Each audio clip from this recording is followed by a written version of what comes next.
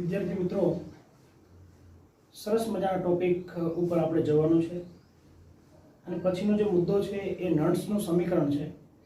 ખૂબ અગત્યનો છે. પરીક્ષાઓની અંદર ખૂબ અગત્યનો આ પ્રશ્ન પૂછાય છે. આપણે જે મુદ્દાની વાત કરીએ છીએ એ છે વિદ્યુત ધ્રુવ પોટેન્શિયલ. ખરેખર વિદ્યુત ધ્રુવ પોટેન્શિયલ એટલે શું? ધારો કે મારી પાસે એક પાત્ર છે. આ પાત્રની અંદર એક વિદ્યુત વિભાજ્ય મેં ભર્યું છે. ફોર એક્ઝામ્પલ ZnSO4 નું દ્રાવણ ભર્યું છે.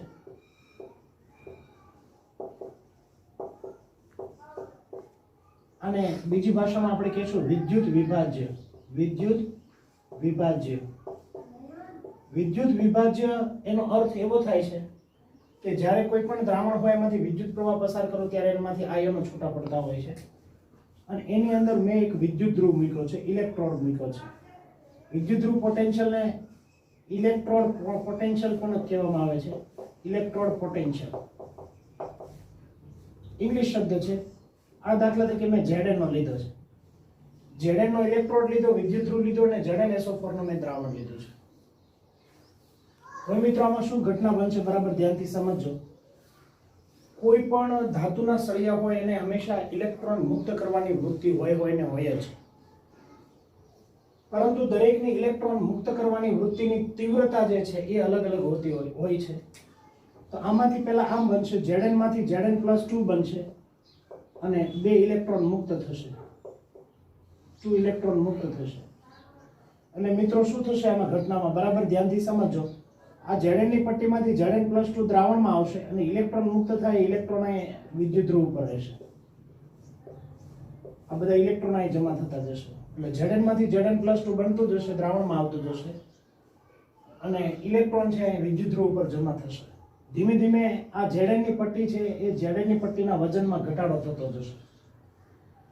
એટલે ધારો કે જેનું ઓક્સિડેશન થાય, જે ઇલેક્ટ્રોડ છે, જે વિદ્યુત ધ્રુવ છે, એ વિદ્યુત ધ્રુવનું ઓક્સિડેશન જો થતું હોય તો એને બીજી ભાષામાં આમ લખાય કે મેટલ હોય એ મેટલમાંથી કોઈ પણ જેટલા ઇલેક્ટ્રોન છૂટા પડે, પછી 2 ઇલેક્ટ્રોન છૂટા પડતા હોય, Ag હોય તો Ag માંથી 1 ઇલેક્ટ્રોન છૂટો પડતો હોય, અહીં એલ્યુમિનિયમ લો તો એલ્યુમિનિયમ માંથી 3 ઇલેક્ટ્રોન છૂટા પડતા. કેટલા ઇલેક્ટ્રોન છૂટા પડતા ફિક્સ હોતું નથી. અને વત્તા n ઇલેક્ટ્રોન, n માંથી m+n અને n ઇલેક્ટ્રોન મુક્ત થાય. આ પ્રક્રિયા તમને સારી રીતે સમજાણી. m માંથી m+n અને n ઇલેક્ટ્રોન મુક્ત થાય. હવે મિત્રો બરાબર ધ્યાનથી સમજો. આ ઘટનામાં અમે જે અત્યારે લખી છે એ ઓક્સિડેશનની અર્ધ પ્રક્રિયા લખી છે અને ઓક્સિડેશનની અર્ધ પ્રક્રિયા આ મેં અત્યારે લખી છે. હવે બરાબર ધ્યાનથી સમજો. અને દાખલા તરીકે મારે Zn માટે લખવું હોય તો શું લખી શકું? તો કે Zn માંથી Zn+2 બન્યું છે અને +2 ઇલેક્ટ્રોન છૂટા પડ્યા છે. આ કોઈ પણ મેટલ માટે લખી શકો. આ પ્રક્રિયાથી એ ઓક્સિડેશનની વાત થઈ છે. હવે મિત્રો બરાબર ધ્યાનથી સમજો. શા માટે પોટેન્શિયલ ઉદ્ભવે છે એ બરાબર આપણે ધ્યાનથી સમજવાનું છે. જો ધીમે ધીમે જશો ને એટલે આની અંદર ધન ચાર્જ વધતો જશે. Zn માંથી Zn+2 બન્યું એટલે દ્રાવણમાં Zn+2 એટલે ધનભાર વધતો જશે અને અહીંયા ઇલેક્ટ્રોન વધતા જશે. એટલે અહીંયા ધનભાર અને ઋણભાર વચ્ચે એક પ્રકારના આકર્ષણની ક્રિયા થશે. એટલે એક પ્રકારનો તફાવત ઉદ્ભવશે અને આ જે તફાવત ઉદ્ભવે છે બરાબર ધ્યાનથી સમજો. આ જે તફાવત ઉદ્ભવે છે એને એનો પોટેન્શિયલ કહેવામાં આવે છે. પરંતુ યાદ રાખો મિત્રો, આપણે વિદ્યુત ધ્રુવ પોટેન્શિયલ કોઈ પણનો લેવો હોય તો ક્યારે લઈ શકાય? તો કે એક સમય એવો આવે કે બંનેની વચ્ચે સંતુલન સ્થપાય. એટલે બીજી ભાષામાં કેવું હોય તો પોટેન્શિયલ ત્યારે લઈ શકાય કે m માંથી m+n બને અને +n ઇલેક્ટ્રોન મુક્ત થાય. પણ જ્યારે પાણીની અંદર સંતુલન સ્થપાઈ જાય, અહીંથી Zn માંથી Zn+2 બનતા જશે, એક સમય એવો આવશે કે અટકી જશે એટલે કે સંતુલન સ્થપાશે. એટલે Zn+2 અને ઇલેક્ટ્રોન વચ્ચે જ્યારે સંતુલન સ્થપાય ત્યારે એના પોટેન્શિયલને એનો ઓક્સિડેશન પોટેન્શિયલ કહેવાય. તો પોટેન્શિયલ દર્શાવવા માટે E વડે દર્શાવવામાં આવે છે. પરંતુ અહીં ઓક્સિડેશન થયું એટલે E ઓક્સિડેશન પોટેન્શિયલ દર્શાવવામાં આવે છે, EOX, અથવા તો એને ઓક્સિડેશન પોટેન્શિયલ તરીકે ઓળખવામાં આવે છે. તો મિત્રો બરાબર યાદ રાખો, m માંથી m+n બન્યું, n ઇલેક્ટ્રોન મુક્ત થયા. આ થઈ ઘટના ઓક્સિડેશન. ઓક્સિડેશનની ઘટના જે થાય બને છે, ઓક્સિડેશન પોટેન્શિયલ તમને અહીં ખ્યાલ આવી ગયો કે EOX. હવે એવી સેમ કન્ડિશન તમને બીજી સમજાવું છું. આ બીજું મેં એક પાત્ર લીધું છે, આમની અંદર મેં એક વિદ્યુત ધ્રુવ રાખ્યો છે. વિદ્યુત ધ્રુવ રાખ્યા પછી આમની અંદર મેં સોલ્યુશન એટલે કે દ્રાવણ ભર્યું છે. ધારો કે આ દ્રાવણ છે, ફોર એક્ઝામ્પલ સમજી લો ZnSO4 નું દ્રાવણ છે, Zn ની પટ્ટી છે. ધારો કે આની બીજી શક્યતા છે આનું રિડક્શન થાય. તો રિડક્શન થાય એટલે શું થશે બરાબર ધ્યાનથી સમજો. આ ZnSO4 ના દ્રાવણમાં Zn+2 હોય છે અને SO4 -2 હોય છે. કોનું ઓક્સિડેશન થશે, કોનું રિડક્શન થશે, એ બધું જાણવા માટે આપણે પ્રમાણિત હાઇડ્રોજન વાયુ વિદ્યુત ધ્રુવ ગયા લેક્ચરની અંદર લીધો હતો કે હાઇડ્રોજન વાયુ વિદ્યુત ધ્રુવની સાપેક્ષમાં જો બીજાનું ઓક્સિડેશન થતું હોય તો પોટેન્શિયલ તમને ધન મળે, જો એનું રિડક્શન થતું હોય તો પોટેન્શિયલ તમને ઋણ મળે. એવી બધી આપણે સરસ મજાની વાતો ગયા લેક્ચરની અંદર કરેલી છે. હવે મને એમ કહો કે અહીંયા ધારો કે રિડક્શન થતું હોય તો આમ થાય, એમ દ્રાવણમાં જે આયન હોય એ આયન છે n જેટલા ઇલેક્ટ્રોન મેળવે અને m બને, મેટલ બને. m+n ઇલેક્ટ્રોન મેળવે ને m બને. આ ઘટના થઈ રિડક્શન અર્ધ પ્રક્રિયા. કઈ પ્રક્રિયા થઈ? તો કે રિડક્શન અર્ધ પ્રક્રિયા. બીજી ભાષામાં મારે કેવું હોય તો આમ લખી શકાય કે Zn+2 ઇલેક્ટ્રોન મેળવે. રિડક્શન થવું એટલે ઇલેક્ટ્રોન સ્વીકારવા અને એમાંથી Zn બને અને આ રિડક્શન અર્ધ પ્રક્રિયા થઈ. આ રિડક્શન અર્ધ પ્રક્રિયામાં આનો રિડક્શન પોટેન્શિયલ ક્યારે કહેવાય? તો કે યાદ રાખો m+n ઇલેક્ટ્રોન gives m, પણ ક્યારે? તો કે પાણી જ્યારે ભરેલું છે દ્રાવણમાં, પાણી સાથે જ્યારે આયનો સંતુલનમાં હોય. બરાબર ધ્યાનથી સમજો. આમાંથી ધાતુ અને ધાતુ આયન, આમાંથી ધાતુ જે છે એ અને ધાતુ આયન એમની વચ્ચે જ્યારે પાણીમાં સંતુલન સ્થપાય ત્યારે એનો પોટેન્શિયલ માપી શકાય. તો આ જે પોટેન્શિયલ થયો એને હું નામ આપીશ રિડક્શન પોટેન્શિયલ. રિડક્શન પોટેન્શિયલ એટલે આને ERED વડે દર્શાવવામાં આવે છે. મિત્રો બહુ અગત્યની વાત છે કે આપણે વ્યવહારિક રીતે બરાબર ધ્યાનથી સમજો. હું પોટેન્શિયલ બોલીશ તો પોટેન્શિયલ વ્યવહારિક રીતે રિડક્શન પોટેન્શિયલને જ આપણે ધ્યાનમાં લીધો છે. હું એમ કહી કે આપેલા વિદ્યુત ધ્રુવનો પોટેન્શિયલ 0.75 છે તો 0.75 એટલે તમારે સમજવાનું રિડક્શન પોટેન્શિયલ જ છે. કારણ કે વ્યવહારિક રેવાજિક રીતે જે પોટેન્શિયલ લીધેલો છે E ખરેખર ERED લીધેલો છે. ખરેખર આ કોષનો પોટેન્શિયલ કયો લીધો છે? તો કે રિડક્શન પોટેન્શિયલ જ વ્યવહારિક રીતે લેવામાં આવતો હોય છે. ફોર એક્ઝામ્પલ તમને સમજાવું છું કે મારી પાસે આ પ્રક્રિયા છે. Zn માંથી Zn+2 બને છે, +2 ઇલેક્ટ્રોન બને છે. આ પ્રક્રિયા દરમિયાન પોટેન્શિયલ છે એ પોટેન્શિયલ ઓક્સિડેશન પોટેન્શિયલ છે. ધારો કે 0.78 વોલ્ટ છે, 0.78 વોલ્ટ. તો બરાબર ધ્યાનથી સમજો. આ ઓક્સિડેશન થયું છે એટલે ઓક્સિડેશન પોટેન્શિયલ છે. ધારો કે આની જ વસ્તુ છે, Zn+2 બન્યું, +2 ઇલેક્ટ્રોન બન્યા, એમાંથી Zn બન્યું અને આ પ્રક્રિયામાં જે પોટેન્શિયલ મળ્યો છે એ તમને મળ્યો છે રિડક્શન પોટેન્શિયલ. રિડક્શન પોટેન્શિયલ કેટલો થાય? તો કે જે ઓક્સિડેશન પોટેન્શિયલ હોય એનાથી વિરુદ્ધ થાય. એટલે મારો કહેવાનો અર્થ બરાબર સમજો કે ઓક્સિડેશન પોટેન્શિયલ અને રિડક્શન પોટેન્શિયલ બે સમાન હોય છે, પરંતુ ઓક્સિડેશન થવા માટેની વૃત્તિ છે 0.78 હોય તો રિડક્શન થવાની વૃત્તિ 0.78 જ હોય, પરંતુ બે વિરુદ્ધ ઘટના છે એટલે એક પ્લસ હોય તો બીજો કેવો લેવાનો? માઇનસ. એટલે oxidation potential is equal to minus reduction potential અથવા તો reduction potential is equal to minus oxidation potential. એટલે આ રીતે તમે બરાબર યાદ રાખ્યું છે. મારો કહેવાનો અર્થ શા માટે આવું બને છે? તો કે સાહેબ આમાં શું થશે? તો કે દ્રાવણમાંથી Zn+2 છે એ બે ઇલેક્ટ્રોન મેળવે, Zn+2 છે એ બે ઇલેક્ટ્રોન મેળવે એટલે Zn બને. એ Zn અહીંયા જમા થવા માટે, અહીં Zn જમા થવા માટે. હવે કઈ ઘટના બની કે દ્રાવણમાંથી Zn+2 ઉપર જમા થઈ ગયું, દ્રાવણમાં શું રહ્યું? તો SO4 -2 એટલે દ્રાવણમાં છે ને બધે ઋણ વીજભાર ઉત્પન્ન થશે, -2 અને આ અહીંયા જમા થશે એટલે પોઝિટિવ ચાર્જ જમા થશે. તો આવી જ્યારે ઘટના બને છે ત્યારે એનું ઓક્સિડેશન થતું હોય એટલે કે ટૂંકમાં પોટેન્શિયલનો તફાવત ઉદ્ભવે અને પોટેન્શિયલના તફાવતને કારણે આપણને એક પ્રકારનો જે પોટેન્શિયલ ઉદ્ભવતો હોય છે. તો આવી રીતે પોટેન્શિયલ ગણી શકાય છે. તો જરાક નોટ કરી લો, પછી આગળ સમજાવું છું. વિદ્યુતધ્રુવ પોટેન્શિયલ, એ વિદ્યુતધ્રુવ પોટેન્શિયલ કઈ કઈ બાબત ઉપર આધાર રાખે છે?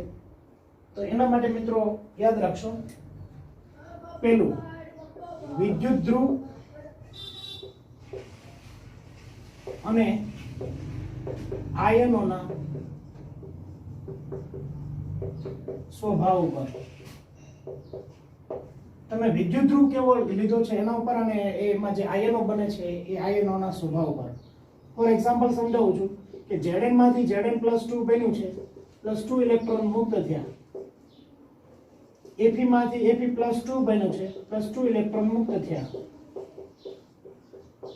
તો એવું નહીં સમજવાનું કે આમાંથી 2 ઇલેક્ટ્રોન મુક્ત થયા, આમાંથી 2 ઇલેક્ટ્રોન મુક્ત થયા. 2 ઇલેક્ટ્રોન મુક્ત થયા એટલે બંનેના પોટેન્શિયલ એક સમાન જ હોય એવું જરૂરી નથી.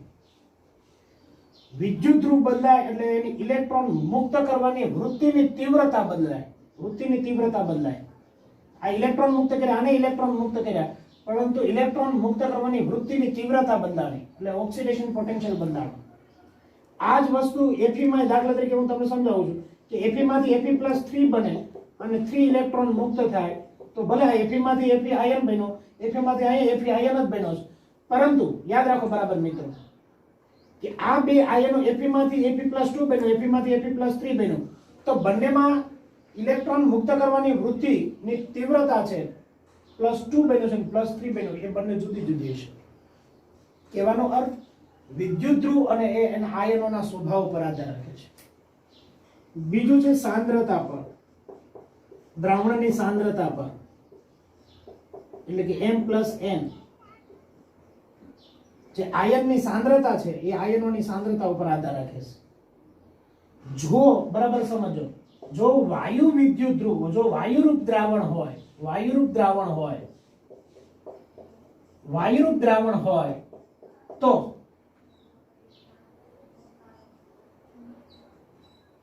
જો દ્રાવણ હોય તો એની સાંદ્રતા લઈ શકો તમે, પરંતુ વાયુરૂપ દ્રાવણ હોય તો તેના આંશિક દબાણ ઉપર આધાર રાખે છે. આંશિક દબાણ પર આધાર રાખે છે.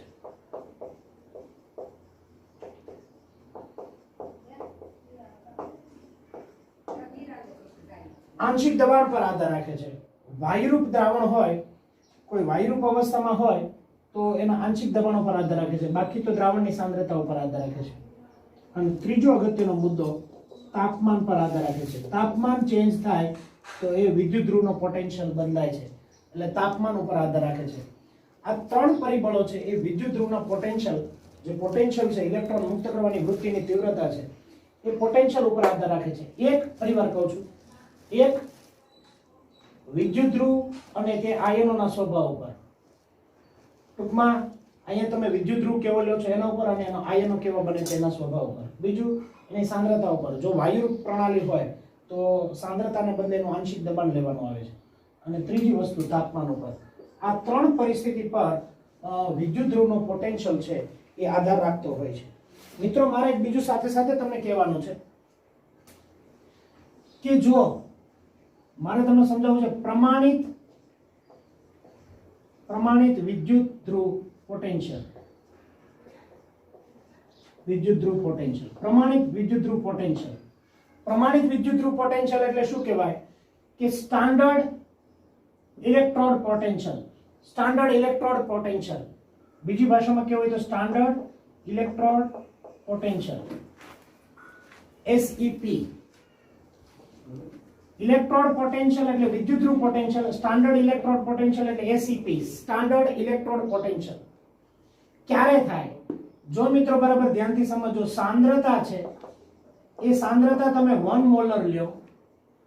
ધારો કે વાયુરૂપ પ્રણાલી હોય, દબાણ તમે 1 વાતાવરણ લ્યો અને દબાણ તમારું 1 વાતાવરણ હોય અને જો તાપમાન છે એ તાપમાન મિત્રો 25 ડિગ્રી એટલે કે 298 કેલ્વિન હોય. તમે જે કોષનો ઉપયોગ કરો છો એ કોષના દ્રાવણની સાંદ્રતા 1 મોલર હોય, એનું દબાણ 1 વાતાવરણ હોય અને એનું તાપમાન 25 ડિગ્રી સેલ્સિયસ હોય એટલે કે 298 કેલ્વિન તાપમાન હોય. એવો કોષને પ્રમાણિત કોષ આપણે શબ્દ વાપરશું અને એ પ્રમાણિત કોષનો પોટેન્શિયલ હોય આને આપણે કોષ પોટેન્શિયલ કહેશું, ઇલેક્ટ્રોડ પોટેન્શિયલ કહેશું. પરંતુ એની ઉપર હું ટોપી પહેરાવું એ પ્રમાણિત શબ્દ થઈ ગયો. એનો અર્થ એમ થઈ ગયો કે તમે જે એની વાત કરો છો એ પ્રમાણિત અવસ્થામાં છે. પ્રમાણિત અવસ્થામાં છે એનો અર્થ એવો થયો કે તેનું તાપમાન 298 કેલ્વિન છે, એ વાયુરૂપ હોય તો એનું દબાણ 1 બાર છે અથવા તો એક વાતાવરણ છે, અને એ દ્રાવણની સાંદ્રતા 1 મોલર હોય. તો આવી રીતે પ્રમાણિત એટલે standard electrode potential SEP, standard electrode potential એટલે E0 ઉપર લખી શકાય, E ની ઉપર 0 લખી શકાય. તો આવી રીતે એની પ્રમાણિત અવસ્થા થઈ. તો ફરીવાર વિદ્યુત ધ્રુવનો પોટેન્શિયલ 3 બાબતો પર આધાર રાખે છે. એક વિદ્યુત ધ્રુવ અને આયનોની સાંદ્રતા પર છે, બીજો સાંદ્રતા પર છે, વિદ્યુત ધ્રુવ અને આયનોના સ્વભાવ પર છે, બીજું સાંદ્રતા પર છે, ત્રીજું તાપમાન ઉપર છે, અને બીજી વાત કે પ્રમાણિત કોને કહેશું, સ્ટાન્ડર્ડ અવસ્થા આપણે કોને કહેશું, તો કે સ્ટાન્ડર્ડ અવસ્થા જેનું તાપમાન, દબાણ અને એની સાંદ્રતા 1 મોલર હોય, દબાણ એ 1 વાતાવરણ હોય અને તાપમાન 25 ડિગ્રી સેલ્સિયસ હોય, તો એવા કોષને આપણે પ્રમાણિત કોષ કહેશું અથવા તેના પોટેન્શિયલ આપણે પ્રમાણિત કોષ પોટેન્શિયલ એવું નામ આપશું. બરાબર યાદ રાખશો મિત્રો, એટલું બરાબર નોટ કરી લો. હવે મિત્રો બરાબર ધ્યાનથી સમજો કે વિદ્યુત ધ્રુવ પોટેન્શિયલ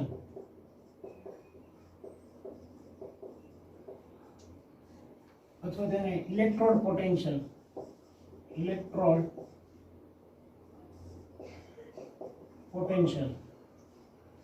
એને E વડે દર્શાવવામાં આવે છે. ઇલેક્ટ્રોડ પોટેન્શિયલ એને E વડે દર્શાવવામાં આવે છે. પ્રમાણિત આને ખાલી એમ કે electrode potential EP, electrode potential એને E વડે દર્શાવવામાં આવે છે. પરંતુ આની આગળ હું શબ્દ વાપરું છું પ્રમાણિત વિદ્યુત ધ્રુવ પોટેન્શિયલ, પ્રમાણિત ઇલેક્ટ્રોડ પોટેન્શિયલ એને હું દર્શાવીશ E0 વડે, અથવા તો આને કહીશું સ્ટાન્ડર્ડ ઇલેક્ટ્રોડ પોટેન્શિયલ. ઇલેક્ટ્રોડ વિદ્યુત ધ્રુવ પોટેન્શિયલને E વડે દર્શાવીશ, પ્રમાણિત વિદ્યુત ધ્રુવ પોટેન્શિયલને SEP વડે દર્શાવીશ, સ્ટાન્ડર્ડ ઇલેક્ટ્રોડ પોટેન્શિયલ. ધારો કે મિત્રો મારી પાસે ઓક્સિડેશનની વાત કરું છું, ઓક્સિડેશનની વાત કે દાખલા તરીકે મારી પાસે M માંથી M+N બને છે, પ્લસ N ઇલેક્ટ્રોન છૂટા પડે છે. સંતુલિત અવસ્થામાં છે આ પ્રક્રિયા. M માંથી M+N બને ને N ઇલેક્ટ્રોન મુક્ત થાય છે. તો આને દર્શાવવા માટેની સિસ્ટમ છે કે પોટેન્શિયલ અહીંયા લખ્યો છે, ઇલેક્ટ્રોડ પોટેન્શિયલ જ છે, પણ ક્યારે, તો ઓક્સિડેશન થાય ત્યારે.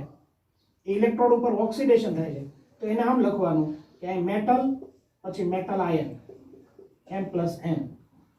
આ લખવાની સિસ્ટમ છે. M માંથી M+N, M માંથી M+N.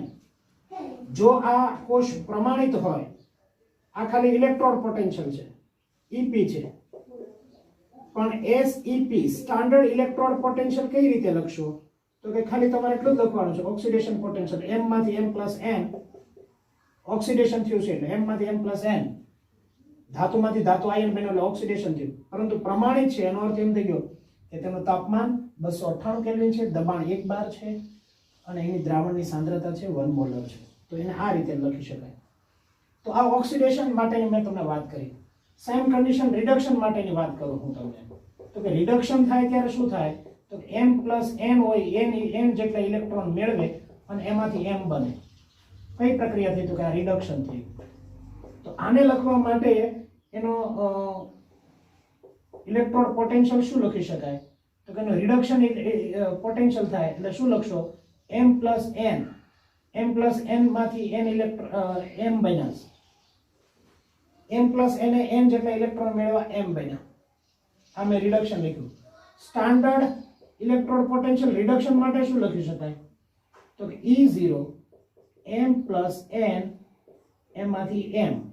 આ બધી વસ્તુ એટલા માટે હું કરાવડાવું છું કે આ બધી વસ્તુઓ આની પછી ખાસ કરીને નર્સ-બાયનું સમીકરણ છે, નર્સ-બાયનું સમીકરણ, એની અંદર મારે ખૂબ અગત્યનો મુદ્દો લેવાનો છે.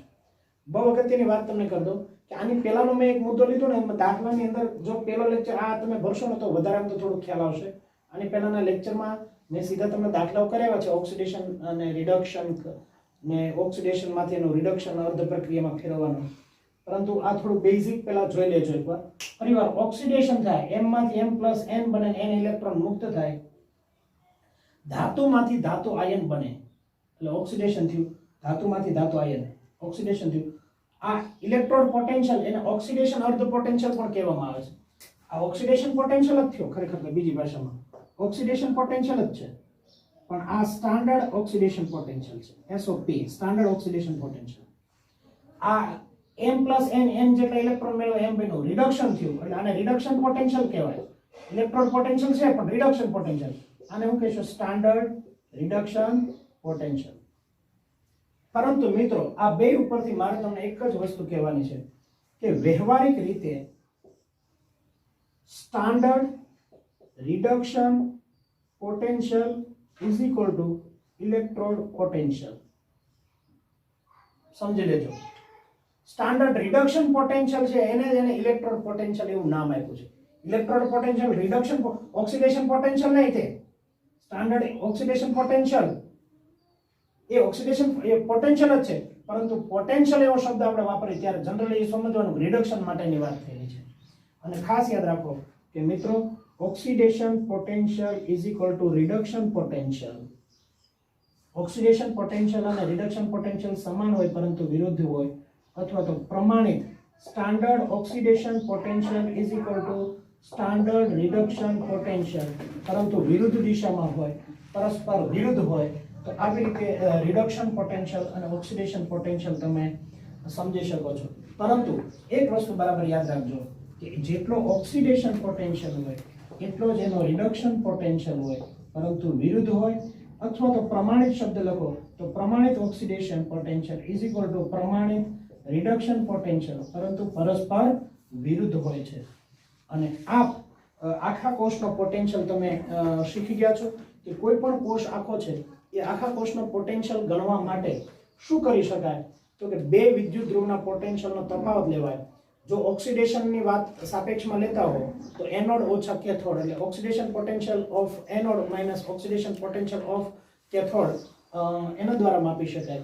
બીજી વાત તમને ખબર છે કે રિડક્શન પોટેન્શિયલની વાત કરતા હોય તો રિડક્શન સૌથી વધારે કેથોડનું થાય, તો reduction potential of cathode minus reduction potential of anode. એના આધારિત આપણે ગયા લેક્ચરની અંદર દાખલાઓ પણ જોઈએ છે, એ પણ તમને આવડે છે. અને આખા કોષનો પોટેન્શિયલ તમારે ગણવો હોય તો આખા કોષનો પોટેન્શિયલ વોલ્ટમીટર નામના સાધન વડે માપી શકાતો હોય છે, અથવા તો ચોકસાઈપૂર્વક તમારે માપવો હોય તો પોટેન્શિયોમીટર નામના સાધન વડે તમે માપી શકો. બરાબર યાદ રાખજો, એનોડ હોય કોઈ પણ કોષમાં, એનોડ હોય એને હંમેશા ડાબી બાજુ લખવામાં આવે છે, કેથોડ હોય એને હંમેશા જમણી બાજુ લખવામાં આવે છે. બીજી વાત કે આપણે આખા કોષનો આખા સેલનો પોટેન્શિયલ આપણે ગણતા હતા તો એ oxidation potential of anode minus E0 oxidation potential of cathode. યાદ કરો ઓક્સિડેશન કોનું વધારે થતું હોય, એનોડનું કે કેથોડનું? તો કે એનોડનું જ હંમેશા ઓક્સિડેશન થતું હોય વધારે, એટલે વધારામાંથી ઓછું બાદ કરો એટલે તફાવત તમને મળી જાય. રિડક્શન તમે જો અહીં લખતો રિડક્શન પોટેન્શિયલ લખો તો કેથોડ ઓછા એનોડ, અથવા તો તમને ખબર છે right minus left reduction potential હોય જનરલી આપણે પોટેન્શિયલ એટલે રિડક્શન જ સમજવાનો છે, તો રાઈટ માઇનસ લેફ્ટ આપણે જનરલી કરતા હોય છે. તો એટલી વસ્તુઓ તમને સારી રીતે ખબર છે. આજનો નાનો લેક્ચર એટલા માટે છે કે આની પછીનો લેક્ચર છે મારે કન્ટિન્યુ આખો નર્ન્સ પાઇનસ સમીકરણ આધારિત લેવાનો છે, એટલે એ મુદ્દાને બરાબર તમારે વળગી રહેવાનો છે. એટલો મુદ્દો આજનો બરાબર તૈયાર કરવાનો છે. Thank you.